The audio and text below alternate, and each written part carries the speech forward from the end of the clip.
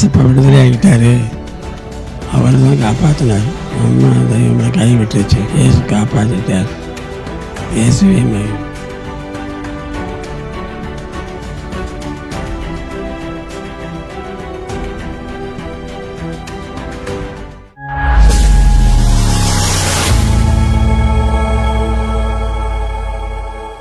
ஆண்டவராகிய இயேசு கிறிஸ்துவின் நாம மகிமைப்படட்டும். இந்த வீடியோ பார்க்கிற ஒரு இயேசுவின் நாமத்தில் வாழ்த்துகிறேன். இப்பொழுதும் உங்களுக்கு முன்பதாக அமர்ந்திருக்கிறவர் என்னுடைய தாயாருடைய தகப்பன், என்னுடைய தாத்தா. நாங்கள் இயேசுவை ஏற்றுக்கொண்ட ஆரம்ப நாட்களிலே அவர் ஒரு ஜாதகம் பார்த்து, ஒரு மந்திரம் பார்த்து குறி சொல்லுகிறவர் இருந்தபடினாலே, ஏன் இயேசுவெல்லாம் ஏற்றுக்கொள்கிறீங்க, அவர் ஒரு வெளிநாட்டு தெய்வம், நம்முடைய தெய்வம் இருக்குன்னு சொல்லி பல முறை அவர் சொல்லியிருக்காரு. ஆனால் இப்பொழுது தேவநாமத்தின் மகிமையால் அவர் இன்றைக்கி ரட்சிக்கப்பட்டு இன்றைக்கி ஆண்டவரை ஒரு மெய்யான தெய்வம் ஏற்றுக்கொண்டு இருக்கிறாரு. அவருடைய சாட்சி தான் இன்றைக்கி உங்கள் மத்தியில் நான் சொல்ல விரும்புகிறேன். சாட்சிகளை நம்ம கேட்போம். ஸ்தோத்திரங்க தாத்தா. ஸ்தோத்திரம். ரொம்ப சந்தோஷம். இயேசுவை நீங்கள் முழுமையை ஏற்றுக்கொண்டு இருக்கிறதுக்காக நான் கர்த்தரை துதிக்கிறேன். உங்களுடைய பேர் என்ன, உங்களுடைய சொந்த ஊர் அது, இப்போ எங்கே வசிக்கிறீங்க? ராஜகோபால். சொந்த ஊர்? சொந்த ஊர் திண்டுக்கல். திண்டுக்கல்ல இப்போ நாங்கள் இருக்கிறது பல்லட பகுதியில். திண்டுக்கல்ல எந்த ஊரில் இருந்தீங்க? பேகம்பூர். இப்போ பல்லடத்தில் வசிச்சுட்டு இருக்கீங்க. பல்லடத்தில் எத்தனை வருஷமாக இருக்கீங்க? 30 வருஷமாக இருக்கோம். 30 வருஷமா. சரி, உங்களுடைய தகப்பன் தாய் என்ன தொழில் செஞ்சுட்டு இருந்தாங்க? அவங்கெல்லாம் வந்து வைத்திய தொழில். அப்புறம் அவ்வளோதான், அந்த தொழில் தான் பண்ணேன். வைத்திய தொழில் அப்படின்னா நாட்டு மருந்து வைத்தியம். ஆமாம், அந்த ஊரில் இருக்க ஜனங்களுக்கெல்லாம் அந்த நாட்டு வைத்தியம் மருந்து கொடுக்கறது, அந்த மாதிரி விஷயங்கள். சரி. அப்போ நீங்கள் பல்லடம் வந்ததுக்கப்புறம் உங்களுக்குன்னு ஒரு தொழில் இருந்திருக்கும் இல்லையா? நீங்கள் என்னென்ன தொழில் செஞ்சுட்டு இருந்தீங்க, என்ன பண்ணிட்டு இருந்தீங்க பல்லடத்தில்?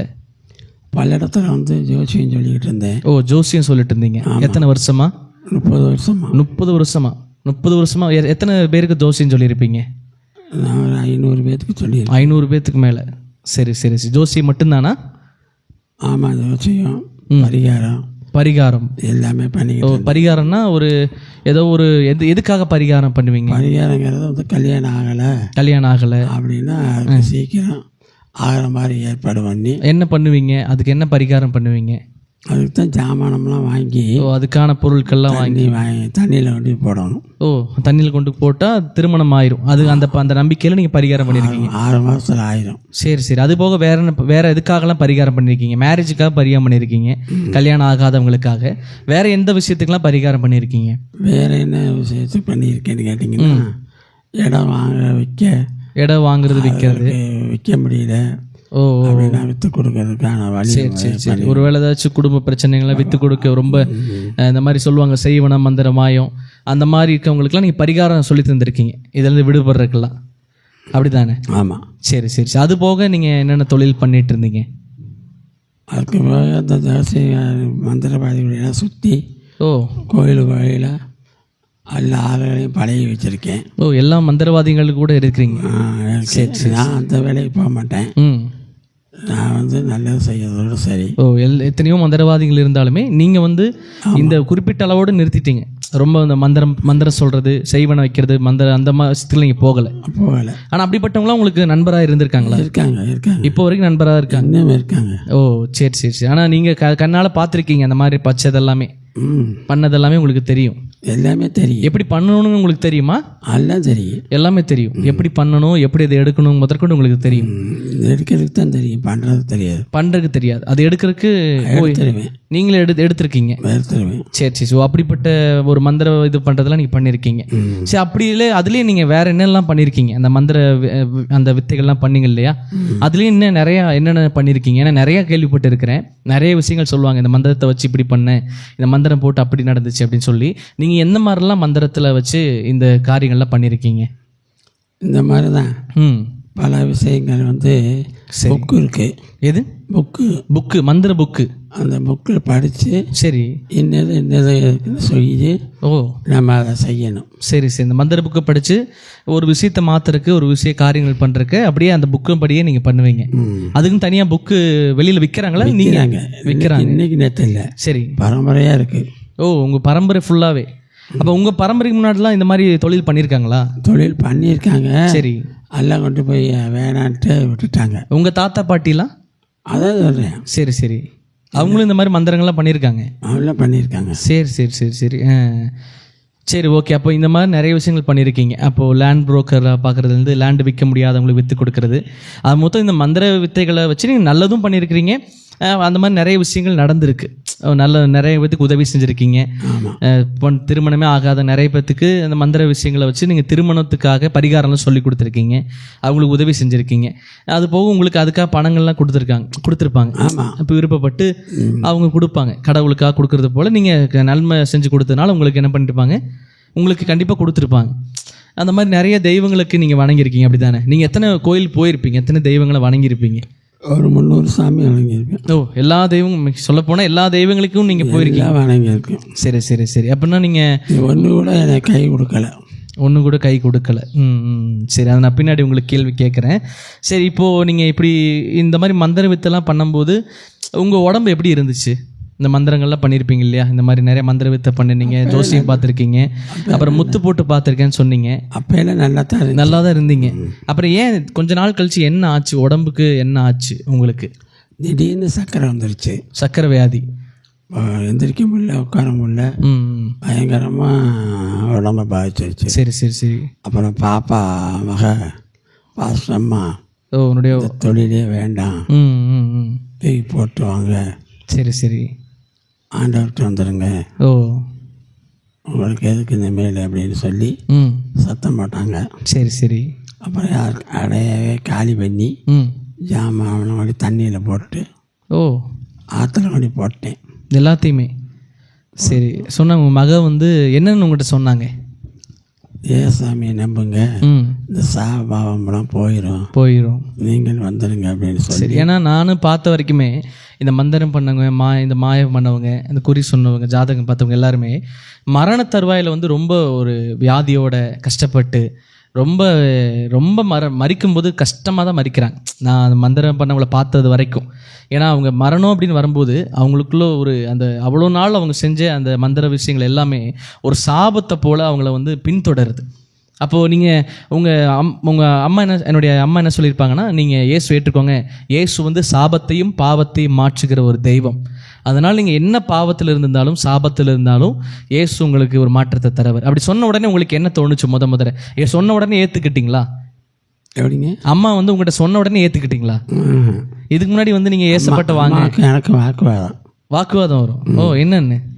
நீ மாதிரி சேரணுமா, கிறிஸ்தவ ஏசப்பை ஏற்றுக்கோங்க சொல்லும்போது நீங்கள் என்ன சொல்லியிருக்கிறீங்க? ஏற்றுக்க மாட்டேன், நீ போமா அப்படின்னு சொன்னேன்.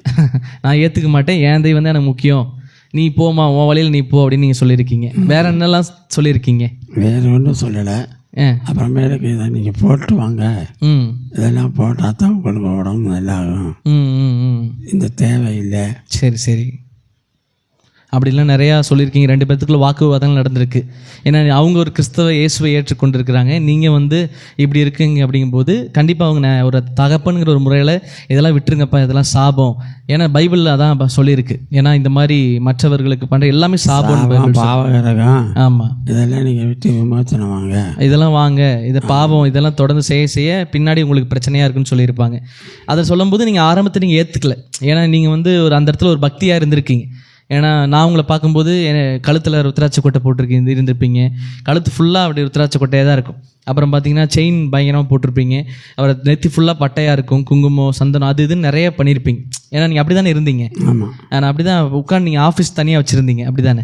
நீங்கள் ஆஃபீஸ் வச்சுருக்கும் போது உங்களை பார்த்தாலே அப்படி தான் உட்காந்துட்டு இருப்பீங்க. மற்றவங்க வரும்போது, உங்களுக்கு ஜாதகம் பார்க்க வரும்போது, இல்லை சோழி போட்டு பார்க்க வரும்போது நீங்கள் அப்படியே தான் அமர்ந்திருப்பீங்க. ஆனாலுமே இந்த ஒரு சுகர்னால் ரொம்ப நீங்கள் பாதிக்கப்பட்டு உங்களுக்கு என்ன நடந்துச்சு, எப்படிலாம் நீங்கள் வியாதியில் இருந்தீங்க, இந்த சுகர் வந்த உடனே உங்களுக்குள்ள உடம்புக்குள்ளே என்ன ஆச்சு? ரொம்ப டயர்டாயிடுச்சு. ரொம்ப டயர்டாயிட்டீங்க. எல்லாம் ஆசை இருக்கு, நடக்க முடியல. சரி, தூக்கி தான் விடணும் ஒன்றுக்கெல்லாம். யூரின் போகிறக்கே ஒரு ஆள் தூக்கி தான் விட, பேர் தூக்கி விடணும். சரி சரி. ரொம்ப இப்போ ஒரு அளவுக்கு பரவாயில்ல. சரி சரி. ஆண்டவர் பலப்படுத்திட்டார்.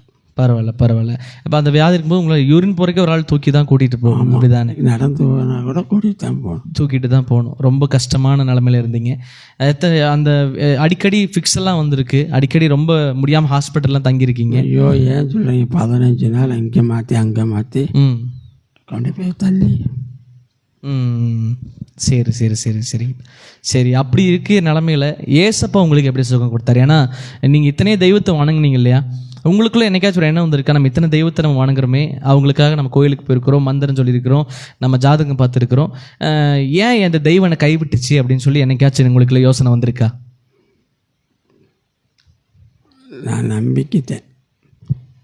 நீங்கள் சொன்ன மாதிரி கைவிட்டுட்டாருன்னு சொல்லி எல்லாம் நினச்சிட்டேன். ஒரு தெய்வம் நமக்கு வேண்டாம், ஏசப்பா படிச்சுக்கலாம். உங்களுக்குள்ள ஒரு எண்ணம் வந்துருச்சு, இத்தனை தெய்வத்தை வணங்கினா எல்லாம் என்னை கைவிட்டுருச்சு, ஆனால் ஏசப்பா வந்து நான் தேடி போகல, அவர் என்ன தேடி வந்தாருன்னு இன்னைக்கு என்ன பண்ணிட்டீங்க? ஏசப்பாவை நம்பிட்டேன், முழுசாக பிடிச்சிக்கிட்டீங்க, முழுசாக இன்றைக்கி நம்பிக்கையோடு ஏற்றுக்கொண்டீங்க ஏசப்பாவை.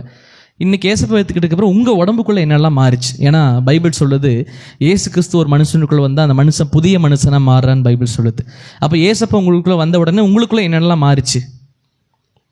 ஏசப்பா உங்களுக்குள்ளே வந்துட்டாருன்னு உங்களுக்கு இன்றைக்கி நம்பிக்கை வந்துருச்சுல்ல? உங்களுக்குள்ளே என்னென்ன மாற்றங்கள் வந்திருக்கு? உடம்பு ரீதியாக இல்லை மன ரீதியாக என்ன மாற்றம்லாம் உங்களுக்கு வந்திருக்கு? உடம்பு நல்லாயிருச்சு. உடம்பு நல்லாயிருச்சு, பூரண சுகமாயிட்டீங்க. ஆமாம். சரி, வேற இன்னும் கொஞ்சம் நல்ல தைலமாயிருவேன், குணமாயிட்டீங்க.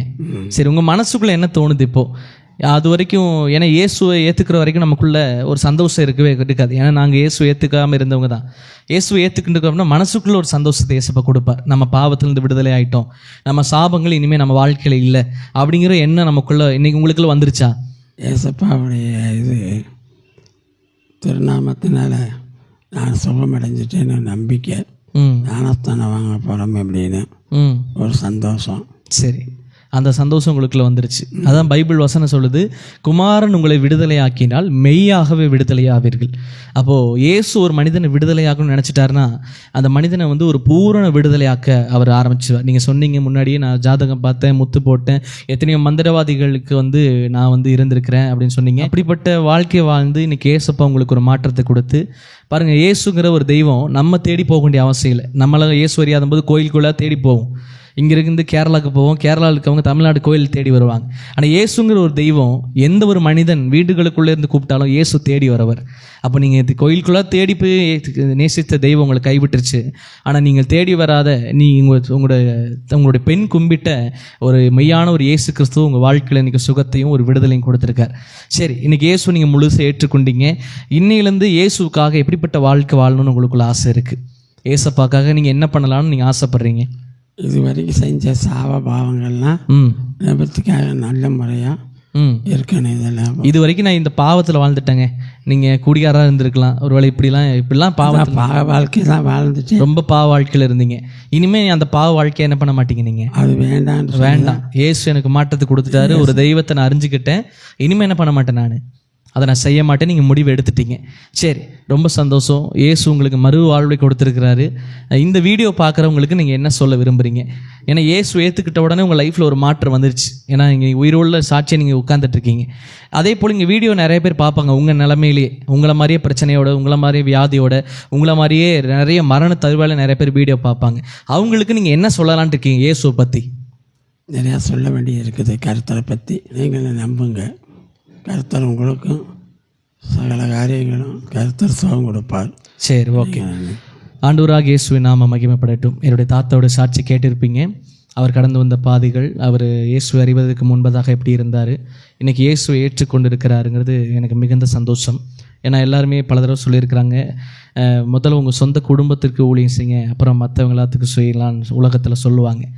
அதை பார்க்கும்போது நான் யோசிக்கும் பொழுது கஷ்டமாக இருக்கும். என்னோடய தாத்தாவே இப்படி இருக்காரு, அவர் ஜாதகம் பார்க்குறாரு, மந்திரம் பார்க்குறாரு, அப்படிங்கும்போது எனக்கு ரொம்ப கவலையாக இருக்கும். ஆனாலுமே இன்றைக்கு அவர் இயேசு முழுமையாக எனக்கு நம்புறது, இன்றைக்கி யாருமே சொல்லி கொடுத்து யாருமே பேசலை. ஏன்னா அவர் முழு மனதோடு அவர் இருதயத்தில் இருக்கிறத இன்றைக்கி பேசுகிறாரு. அவருக்குள்ள ஒரே நம்பிக்கை, நான் இயேசு இன்றைக்கி ஏற்றுக்கொண்டேன், நான் இன்றைக்கி இயேசுக்காக வாழ போகிறேன், நான் சுவிசேஷம் சொல்ல போகிறேன்னு சொல்லி இந்த சாட்சியை கூட நாங்கள் எடுக்கணும்னு நாங்கள் சொல்லலை. என் தாத்தாவே ரொம்ப நாட்களாகவே நான் சாட்சி சொல்லணும்னு அவர் சொல்லிகிட்டே இருந்தார். தேவன் அவருக்கு பூரண சுகத்தை கொடுத்தாரு. காலெல்லாம் பயங்கர சுகர் வியாதினால் பாதிக்கப்பட்டு காலை எடுக்கணுங்கிற நிலைமைகள்லாம் வந்துச்சு. ஆனாலும் தேவன் அவர்கள் மேலே எப்படி இப்போ பாவிகளை சிநேகிக்கிறதான இயேசு உலகத்தை ரட்சிக்க, பாவியை ரட்சிக்க தான் உலகத்தில் வந்தார். அவர் என்னதான் வந்து இயேசு அறியாதவராக இருந்தாலுமே ஒருவரும் கெட்டு போவது கர்த்தருடைய சித்தம் அல்ல. அதனால் அவர் மேலே தேவன் அன்பு வைத்து அவரையும் தம்முடைய பிள்ளையை இன்றைக்கி மாற்றி இருக்கிறாரு. அவர் தன்னை இயேசுக்கு ஒப்பு கொடுத்திருக்கிறாரு. இதை பார்க்கிற தேவ பிள்ளைகளே, உங்கள் வாழ்விலும் உங்களை சுற்றி ஒருவேளை சாபங்கள், பாவங்கள், பின்தொடர்கிற காரியங்கள் ஒருவேளை இருக்குமானால் ஆண்டவராகிய இயேசு கிறிஸ்து அதை மாற்றக்கூடிய வல்லமை உள்ளவர். நீங்களும் இயேசுவை நம்பி உங்கள் வாழ்வை இயேசுக்கு ஒப்பு கொடுப்பீர்களானால் உங்கள் வாழ்விலும் ஒரு அற்புதத்தை இயேசுவால் செய்ய முடியும். God bless you.